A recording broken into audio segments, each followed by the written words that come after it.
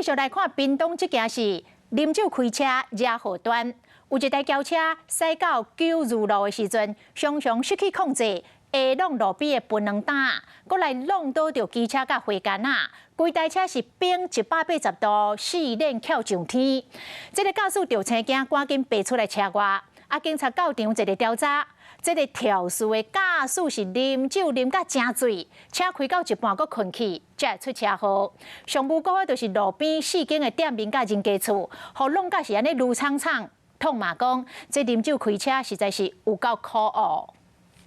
监视器的画面翕到一台轿车失控，对正平驶弄到路边的店家，摔落来倒冰车。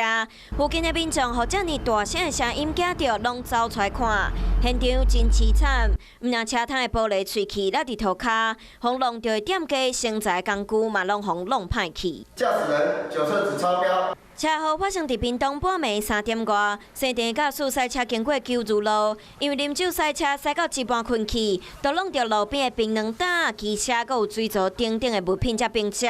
不过业者天光都无用来整理店面，卖酒价实在是真可恶。不能酒驾还开车这样哦，真的哦。高牌子的话，至少随便7、8万应该跑不掉了。啊，就弄到肥的，弄密密麻麻啊，都唔知几工人较有车修理好啊。酒驾肇事生电驾驶事发了后，家己爬去车外去派出所报案。伊无着伤，毋过酒醒了后爱承担的法律责任，佮有赔偿的金额，恐惊会予伊真后悔。Hello， 我是叶明。想要看到更多更及时的新闻内容，请订阅华视新闻的 YouTube 频道，并且按赞，开启小铃铛。